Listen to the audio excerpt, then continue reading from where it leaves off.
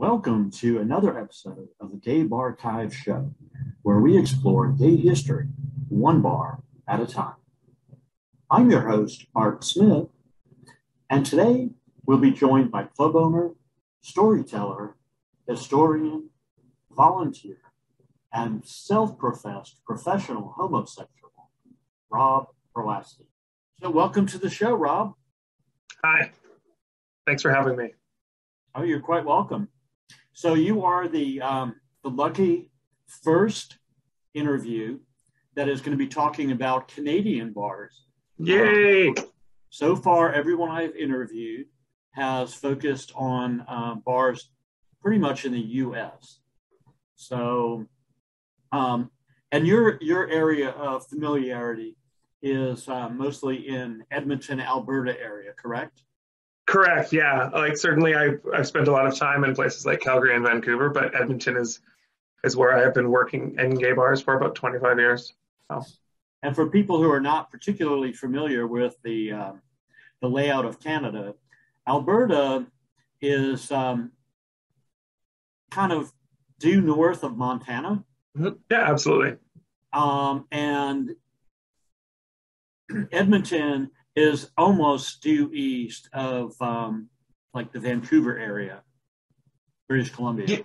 Yeah, quite a bit further north, like northeast of Vancouver. Yeah, we're about as far north as you want to go, and certainly I can't think of any gay bars north of us.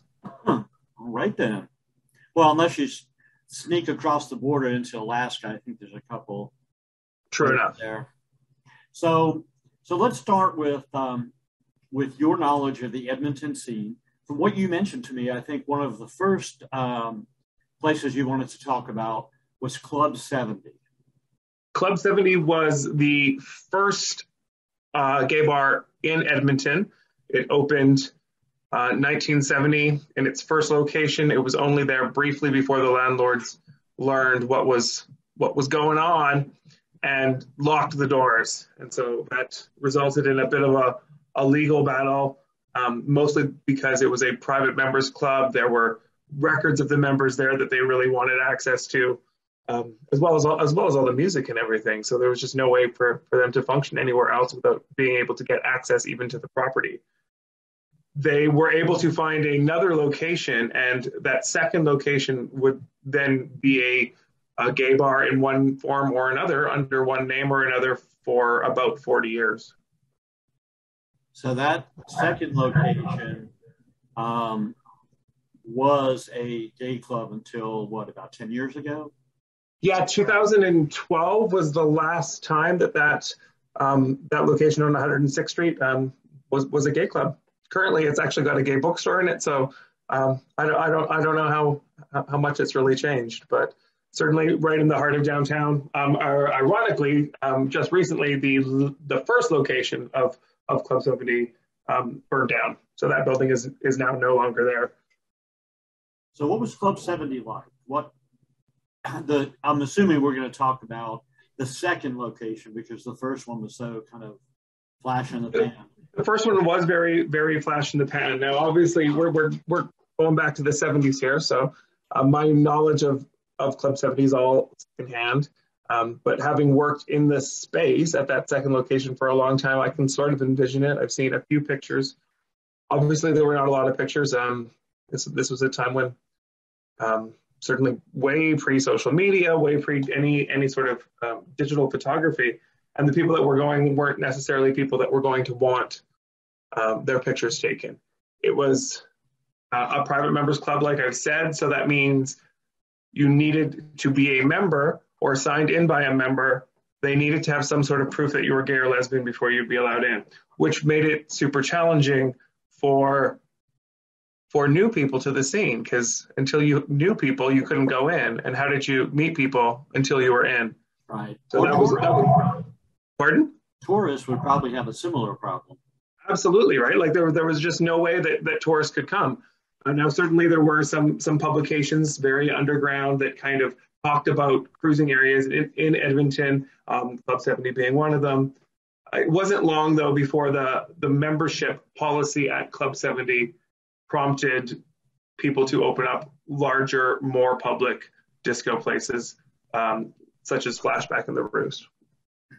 Now, what other clubs were at the location where Club 70 was? So Club 70 lasted from 1970 to about 1977, 78. There was a short-lived lesbian takeover called the Cha Cha Palace. I think it was only about 6 months. And then it was rebranded as Boots and Saddle. Boots and Saddle would then last in that location under a couple owners until 2010, when the most recent owner passed away. We managed to plug along for a couple months after he died, Jim Schaefer, and then shut the doors. But the lesbian bar in Edmonton took advantage of that opportunity to relocate into that space under the name the Junction, and then that stayed for a couple of years until 2012.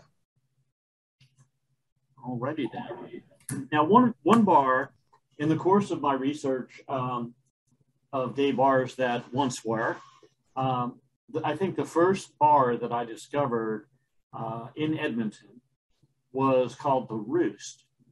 And I'm not exactly sure why that popped up so early in my research, because I wasn't specifically focused on looking at Canada. So what can you tell me about the Roost? The Roost was iconic. Now, I think the word iconic maybe gets thrown around a lot, especially when we're talking about gay bars that have been closed. I think they tend to transcend what they actually were in people's memories. But it was a major dance club for 30 years. Certainly in the 80s, FLASHBACK and the Roost had this competition. They were right across the street from each other. FLASHBACK was kind of the Studio 54 of the prairies. But when FLASHBACK closed, the Roost dominated Edmonton's gay scene. It was a giant building. So it had a huge main floor with a giant patio that they eventually added on, but they also added on an upstairs level as well. So I think its capacity was 700, 800 people at its biggest. So it was a giant club. It was it probably was the first gay bar I ever set foot into. It had a little deli area in the front where people could get some food, because it was also a private members club in the same way that Boots was. It wasn't bound by some of the same laws that other clubs would be, like where most straight public bars had to do last call at 2, kick everybody out by 3. The Roost could just pull that liquor at 3 o'clock and people could dance till 4 or 5 in the morning. So it was good times. Very cool. What kind of time frame was it when Roost opened, do you know? The Roost opened in September of 1977. And part of the reason I know that is because I was older than the Roost by just a hot minute, and then closed New Year's Eve 2007. So it had just passed the 30-year mark. Wow. And what part of Edmonton was that located in? Downtown. Most of Edmonton's gay clubs have been in the downtown. Certainly, if you include downtown with Oliver, which is the little area next to downtown, that's basically where they all are. Downtown Edmonton has always been the heart of its gay community. It is now, the Roost is now Canadian Border Services. So it is definitely a different kind of business now. And you mentioned there was a bar called FLASHBACK directly across the street. Yeah, that was the second location of FLASHBACK. FLASHBACK was a disco that opened further west I'm going to get the dates wrong, so I'm not going to say it. I want to say 1976, but then 1977, not too long after the Roost opened, FLASHBACK relocated because the location they were in was just too small. So they were right across from the brand new Roost, and that certainly provided the dynamics of gay nightlife for the 80s. FLASHBACK was this incredible space, and again, I was never there, but I've talked to a lot of people that were that wanted to be very public. It was certainly a gay disco, but also very welcoming to the streets. It was very, very, very straight friendly. Got a lot of celebrities that went there. Certainly had a reputation really as the Studio 54 of the 30s. So unlike a lot of the bars that I've cataloged from that time frame, from the late 70s, early 80s.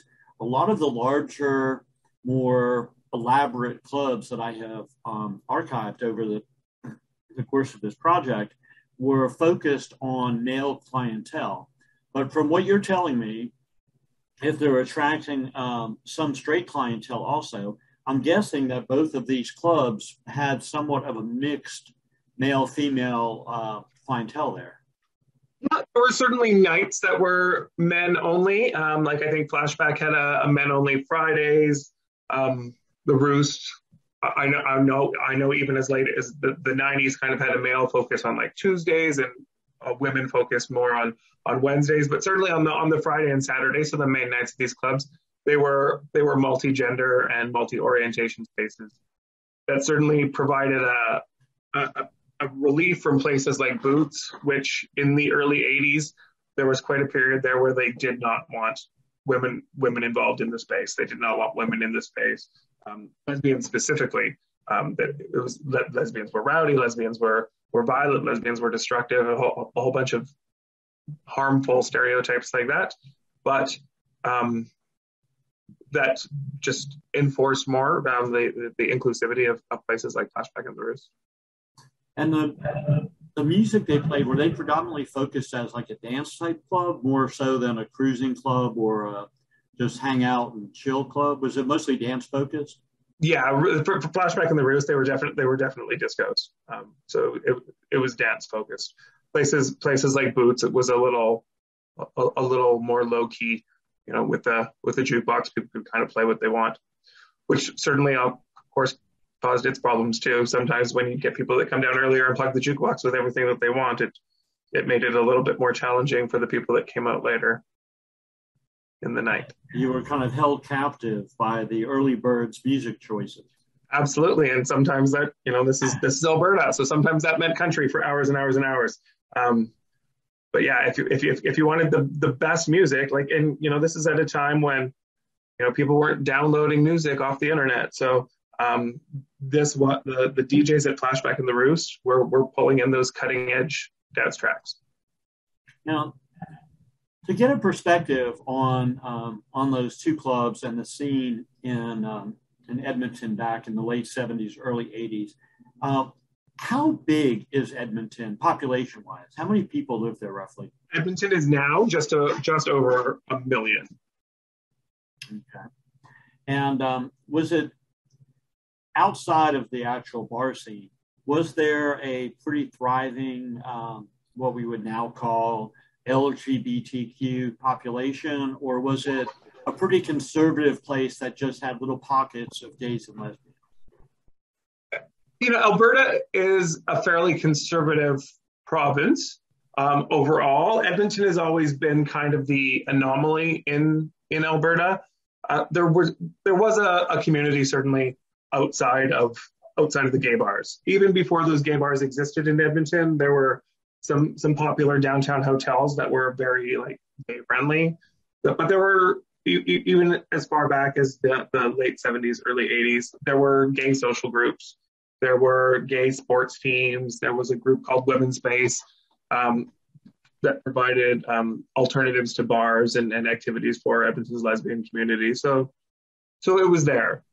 It was maybe challenging to access, though. Again, if you didn't know where to go, there certainly wasn't a lot of media coverage. Edmonton has had a gay community center from as far back as the early 70s. That was a easily accessible place to find out information about where to go at night, though. So that if you were just coming out or if you were just visiting, there was that resource to say, yeah, you're going to want to go to these bars, or you're going to want to avoid these areas, or you're going to want to cruise this hill, kind of thing. Now, were you born there? Yeah, I was born in Edmonton, not too far from the location of all these places actually, and still kind of live very close to all these places as well. So I really feel connected to Edmonton's downtown and the queer community there. So as you were coming of age and exploring your own sexuality, what was your kind of impression of Alberta? Did you feel comfortable there? Did you feel a little repressed? What kind of vibe did you get from the local environment? So I was coming out in the early to mid 90s. There was no mainstream coverage that was remotely queer. There weren't queer characters on television. There were certainly like no out queer musicians that I knew of. And politically, it was a really hot time in Alberta. Alberta was actively fighting the queer community, taking them to court to defend their right to discriminate. The Delwyn Breen case was happening while I was coming out, and that was a case where a teacher had been fired, and he was suing to ensure that couldn't happen to anybody else. But there was a lot of pushback sanctioned by the government. So it was not a great time to be coming out. And when the government of the province that you're living in is telling you, we want the right to be able to fire you, and we want the right to be able to evict you, that's a hard message to be hearing when it's the first messaging that you're hearing about what it's like to be gay. So did that give you any, did you consider moving somewhere more liberal from there, or was that just home and you were going to stick it out and do what you could? I think there was a brief time that I wanted to move to Vancouver. I kind of saw Vancouver as this, Canadian San Francisco, this amazing gay mecca that I wanted to, but the pull of Edmonton ended up being just too strong. I had moved to an even smaller center for university, but when that university degree finished, all I really wanted to do was be back here, be back in Edmonton. So at that point, I was much more secure in my identity and my sexuality, and I knew the importance of people contributing and giving back to their community to make it easier on the next generation coming out. So that's really what I wanted to do, and that's how I started my career in gay nightlife. Now, you mentioned to me that part of your career involved being a club owner.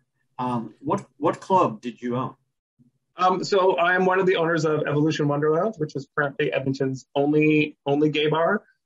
In 2022, a lot of straight bars are well aware of the importance of being gay friendly and getting those gay dollars with drag nights or pop-up queer events, but we are the only year-round queer space in Edmonton that I own. It's a family-owned business with myself and my uncles, who had owned some gay hotels in Palm Springs and then moved back to Canada, and we decided to open it up. At the time that we opened it up in 2013, there were a few other bars, but now it is just us. Very cool. Well, we'll get into a little more description of Evolution in just a minute, but you also mentioned another bar in Edmonton that you have some history with, and that was Buddy's. What was Buddy's like? Buddy's had originally started in 1996 as a pub. It was kind of on the opposite end of downtown from the Roost and Boots, so it was a nice little alternative for that. It was an upper level bar, and again, it was mostly pub. It did have a dance floor for later on at night. One of the great stories about that early Buddy's is that it was across the street from a Dairy Queen, and the windows on this second story all opened up. So the drag queens would actually get people to hold the speakers up in the windows and run across the street to perform at the Dairy Queen, which was, I'm sure, quite traffic stopping. Not a lot of video footage of it, sadly. We have been able to find a couple grainy pictures. Buddy's eventually realized that they were outgrowing that space and found us another location. Edmonton gay bars love to move around. They found another location that was more of a dance club than a pub, but they eventually opened up kind of a second location right above to bring back that pub atmosphere. Buddy's ended up closing in 2015, and Woody's, its sibling pub, closed in 2016. So Buddy's and Woody's, were they both kind of mixed clientele, or were they going back to the more of an all-male? No, they were definitely mixed. There was a hot minute where Buddy's had been pushing for kind of a more male focus, to the point where there was a few weeks where it was free for men, but there was a cover charge for women that did not go over well and did not last very long. But yeah, for the most part, certainly in my experience, even after the walls kind of came down at Boots and Boots was mixed, all the spaces have been fairly mixed. Edmonton's just too small to segregate based on genders. Even the lesbian bars in Edmonton have always been mixed spaces. So it kind of sounds like, from what you've mentioned so far, all the clubs we've talked about, all the spaces, Club 70, Boots, Junction, the Roost, Buddies, they were all pretty much closed by the time you decided to open Evolution. I don't know that. I hope it wasn't me, because I worked at all of them. But no, they all were. It was all different circumstances, I guess, on why they closed. The Roost, the owner was just getting older, and he just wanted to be done with it. They were losing a lot of business to Buddies, so I'm sure that kind of played in a factor. The Roost had been 7 days a week, but by its final year, it was really only busy on Saturday nights. It was down to 4 nights a week. Buddies was kind of on the ascendancy. And then I guess the same kind of thing happened with Buddies after we opened.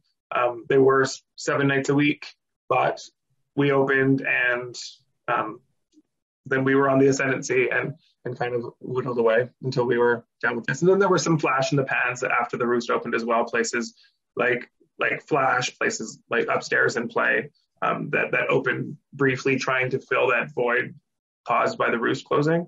And the Junction was the final incarnation of the boot space. The landlord decided after 2 years that they weren't going to renew that lease. They wanted to transition out of that space being a bar restaurant space. And that was certainly a blow to the community, because it was this great community space that had a bar with a dance floor and a restaurant for families and a nice little patio. And there's never really been anything like that since, sadly.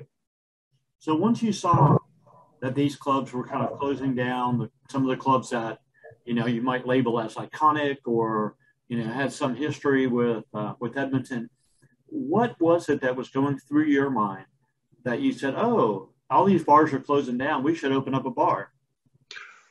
Well, I guess when we opened it up, there was still a really strong and thriving queer nightlife scene.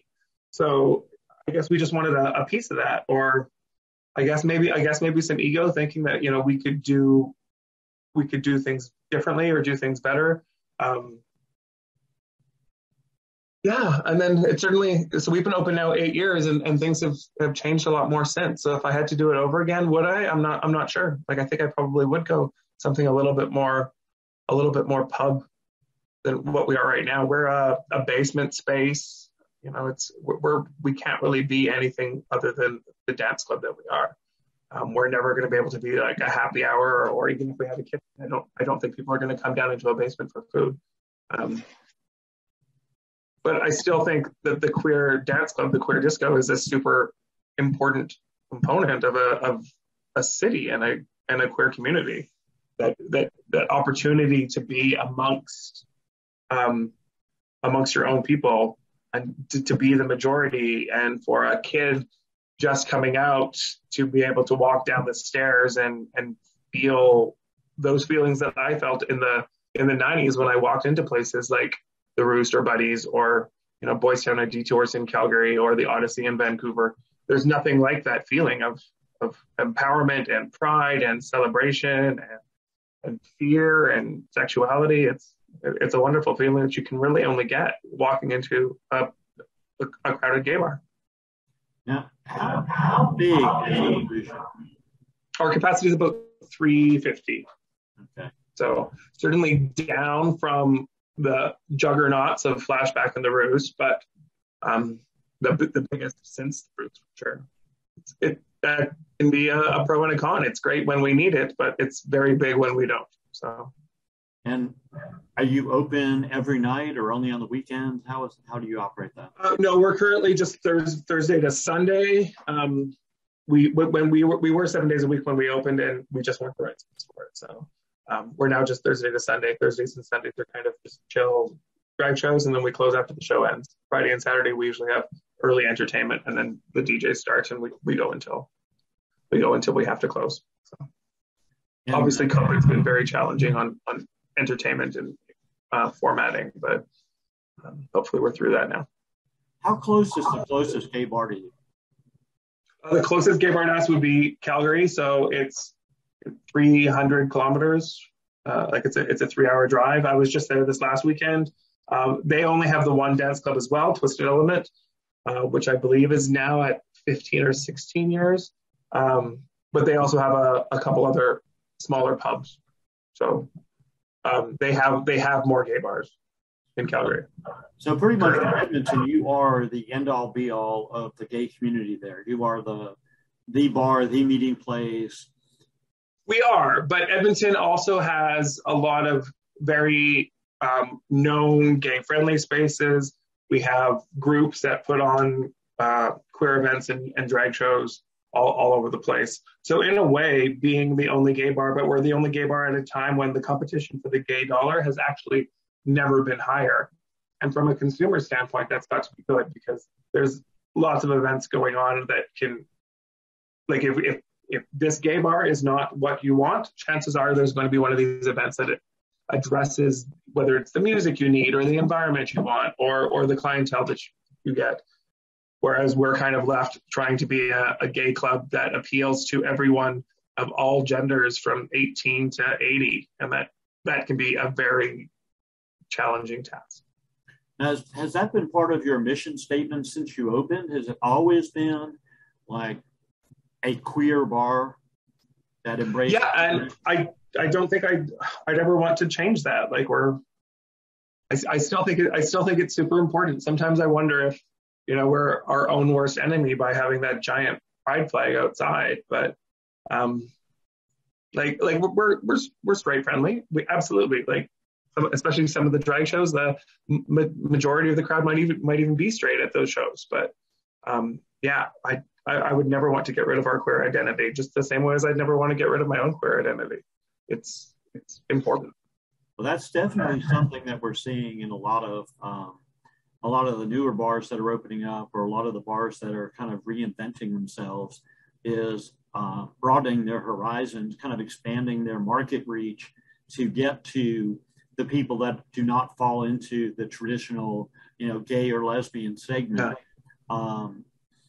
There's one bar that opened up in Manhattan about, not quite a year ago, that is called Q. And the letter Q they chose because of queer.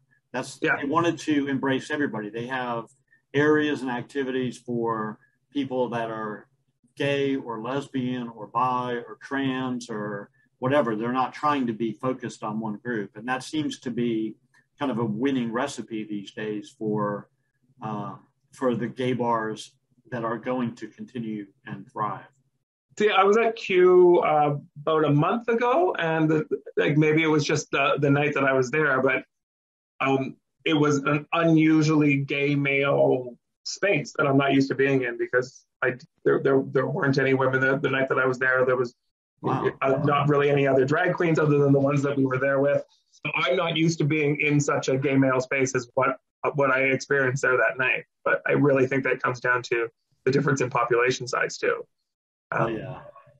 Certainly, we try to reflect in our staff, so that we have gay men and women and trans people and drag performers of all ages, so that people know that the space is also reflective of what the staff is. So it goes back and forth, and the customer base really is all over the place too. We really do have a full multi-gendered and multi-raced community that comes quite regularly.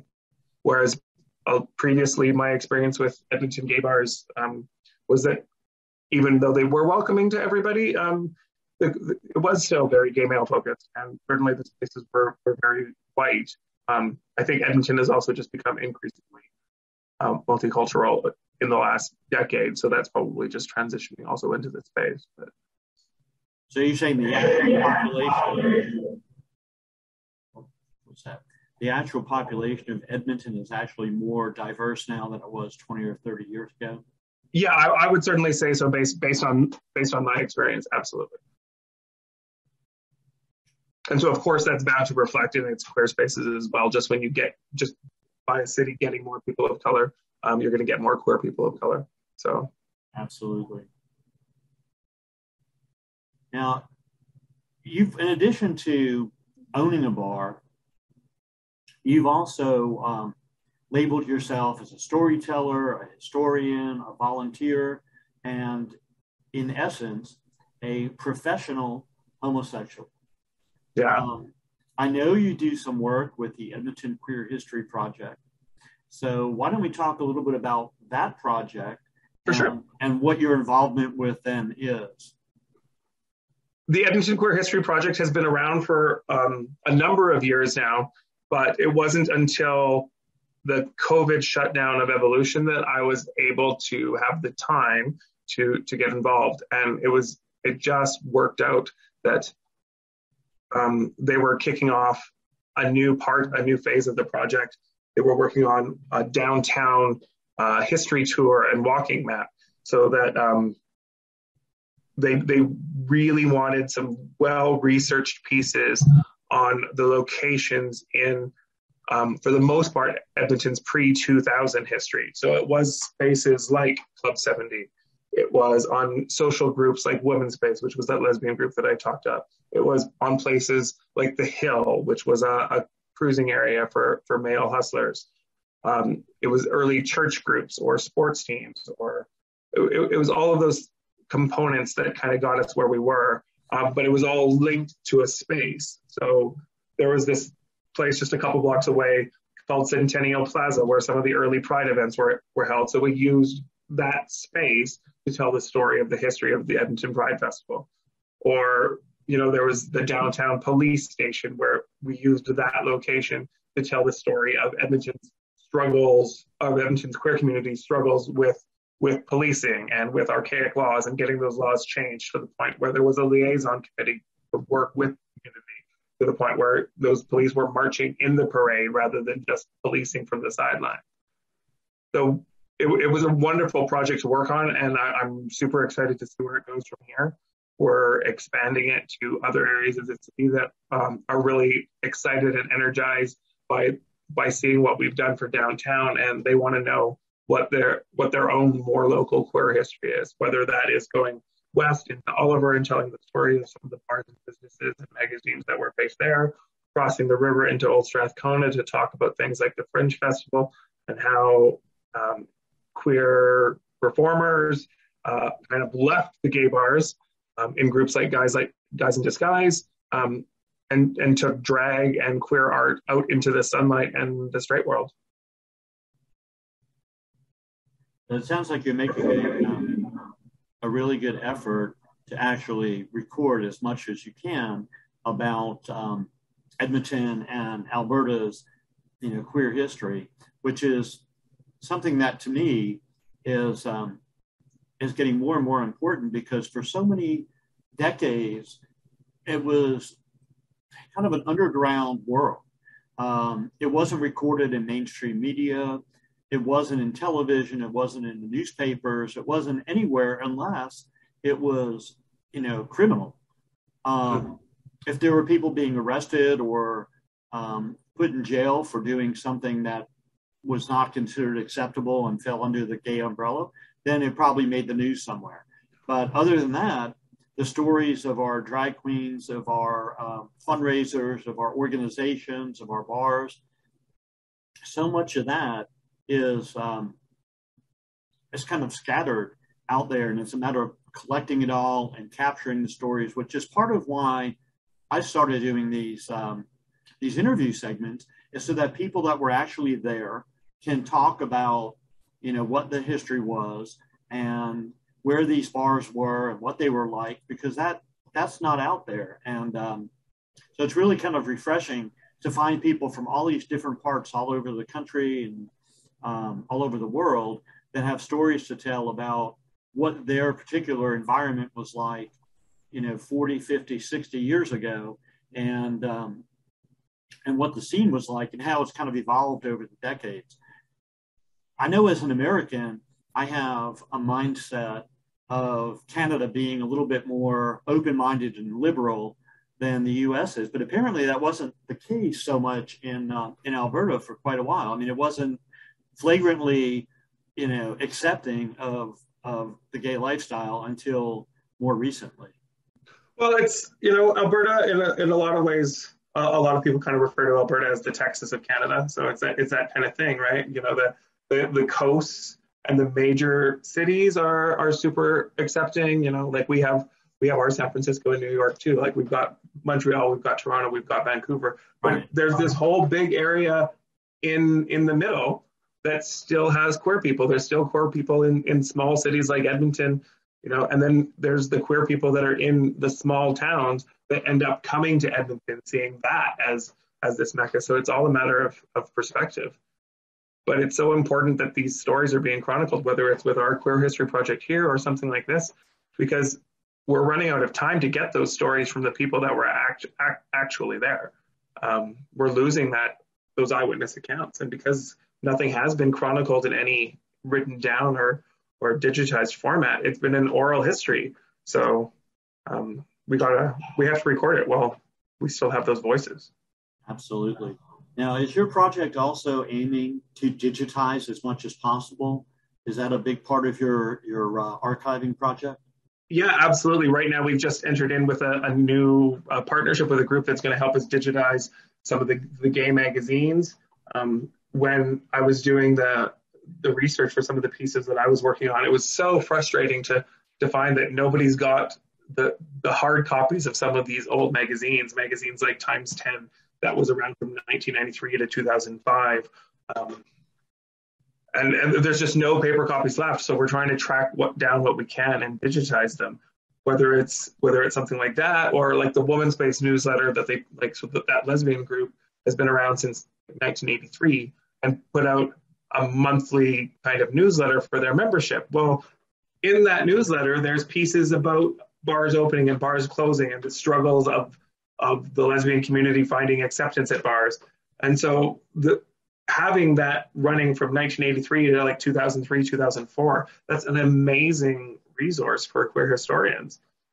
One of the most kind of magical moments that I had when I was researching was getting into our city archives here and getting my hands on copies of Fine Print magazine, which was a monthly publication put out in 1983 into 84 by,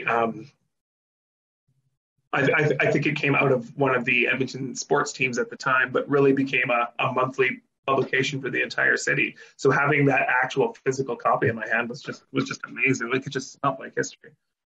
Yeah, we want to get those digitized and available to everybody so that everybody can read those firsthand accounts of what was going on and what it was like to be queer and LGBT at that time in Edmonton. I've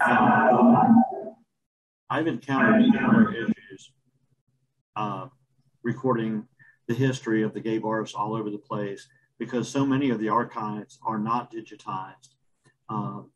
And I've also, on my website, I have a page that is called Archives.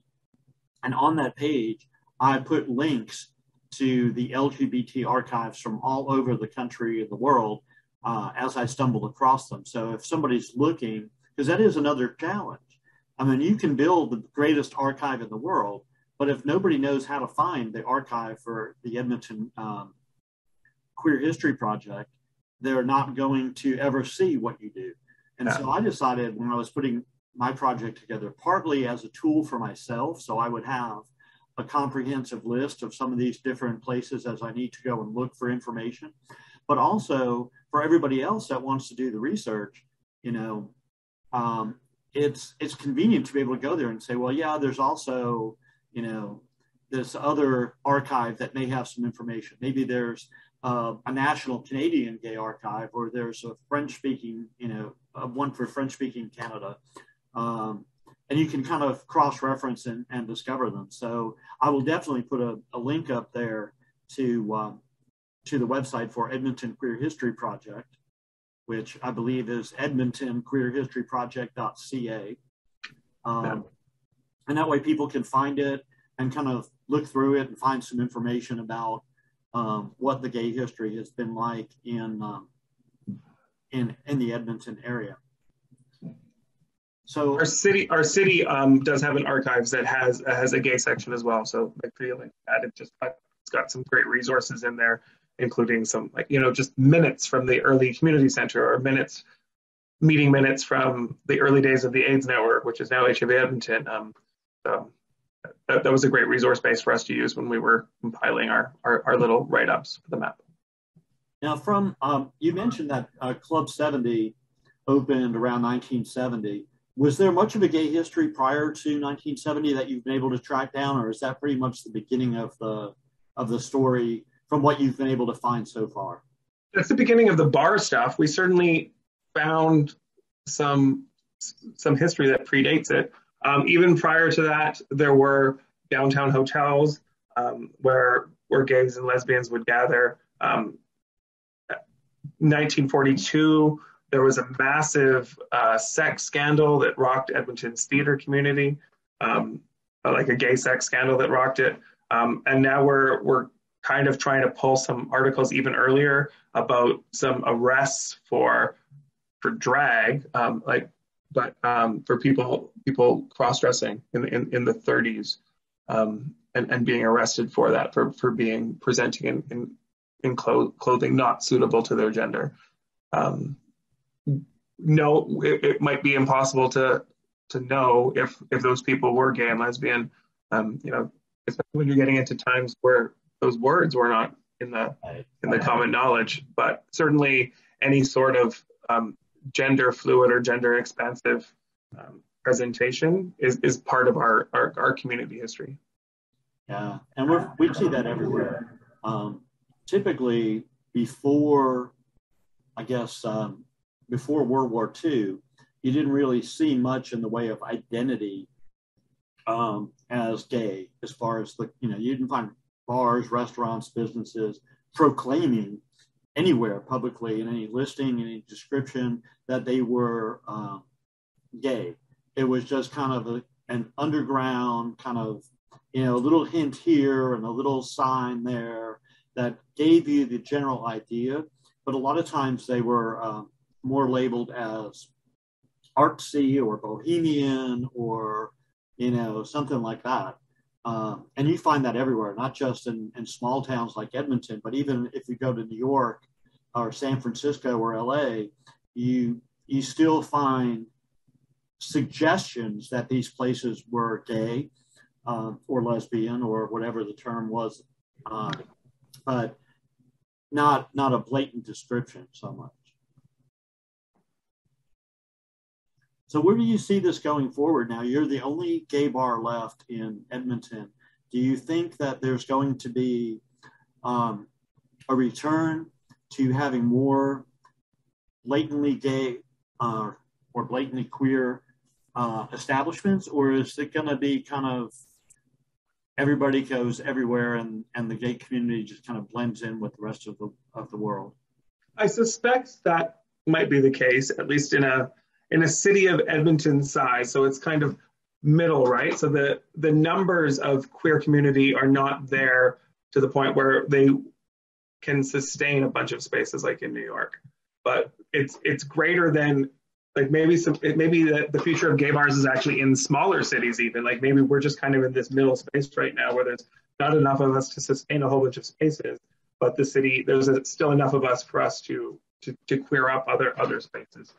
So it'll be really interesting to see what happens. I know there's always talk and rumors about people planning on opening up another gay bar that, Edmonton should only have one, but historically it's getting harder to sustain more than one. I really think Edmonton needs a 7 days a week kind of gay pub. I think that would go really, really well. And I'd love to be in the position to open that up, but I'm sure somebody will.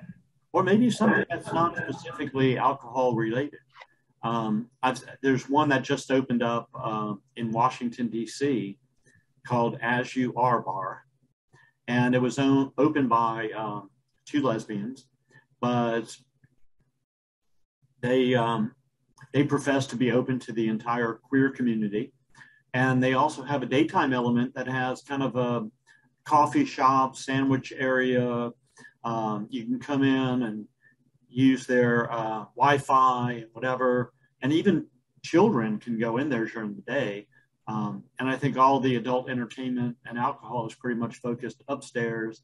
And they will occasionally have drag shows and other entertainers, live entertainment, whatever. But that way it's not specifically alcohol focused, because that is, I know in the research that I've done and the people I've contacted, I've gotten a little bit of kickback about, why gay bars? Why do you have to focus on the alcohol? And I'm not. I mean, as gay bars were so much more than a place to go get a drink. Absolutely. Gay bars were where people held meetings to plan political protests. They were where drag queens hosted fundraisers to raise money for those with HIV and AIDS when the government wasn't giving them any money. Gay bars have been the heart of the community. Sadly, the alcohol is always a part of that. That's how they pay the bills. It certainly creates its own problems. I'm 11 years sober, but yeah, I was a hot mess working in gay nightlife for a long time with drugs and alcohol. So a space like you're talking about that's kind of got that sober component sounds pretty wonderful to me. Yeah, and I think they also wanted to be able to reach out to that 14-year-old who needed a safe place to go, because, when I came out, which was the late 70s, like 20 years before you did, when I came out, there was no place for a teenager. I mean, if you were old enough to drink, you could go to a bar, obviously. But if you were in those early teen years, you didn't have anywhere to get any guidance or connect with community. So I think that's part of their idea too, is that if you're 14, 15, 16, you can be there, you can be in a safe space, and you don't have to worry about, the alcohol and drug scene, because it's not geared that way. Edmonton certainly has a increased awareness of the need for that. There's a lot of all ages kind of drag events that happen. We've even suspended our liquor license a few nights just so that we are able to participate in that. I know when I came out, it was a licensed coffee shop, but it was still a coffee shop that you could go to. There was no age restrictions on it. That was an explicitly gay coffee shop called Boys Town. I did not realize that it was underneath a gay bar. I was 16, so a gay bar was not even on the radar of things that I really wanted. But yeah, that's certainly part of that history too. Is those cafes and restaurants that were also very queer, or at least queer friendly, where people could go when they couldn't go to bars. And obviously bars close late at night too. So there's those 24-hour spaces, whether they're restaurants or spaces like bathhouses, where people are still making those connections and there's still that community happening. Well, I'm certainly glad that you have a gay space in Edmonton, and that you've been able to keep Evolution open for 8 or 9 years, and hopefully we'll continue to keep it open for quite a while longer.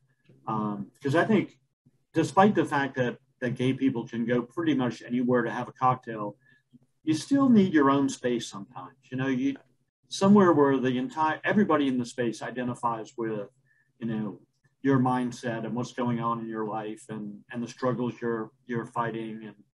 And so I think it's really important that we still have some gay, dedicated gay spaces. And so I hope Evolution's around for a long time to come. And I appreciate the work that you're putting into, the Edmonton Queer History Project, and kind of preserving some of the story for future generations to understand what we went through and what the evolution of the area. So thank you so much for that. Thank you. And thank you for taking the time to tell us about some of the history of the clubs in the Edmonton area. I really appreciate it. Thank you. Yeah, I love talking about them. Like I grew up in gay bars, so that's some of my best memories. Sure, there's lots of sad memories too and painful stuff, but yeah, for the most part, looking back, it's been a wonderful life that's been centered in gay bars. So I love talking about them.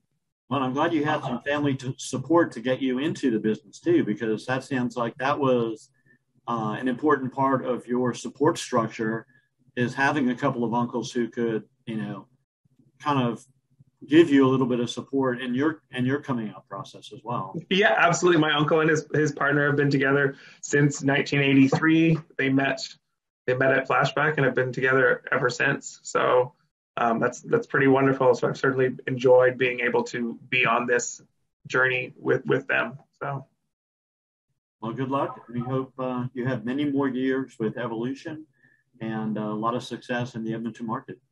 Thank you.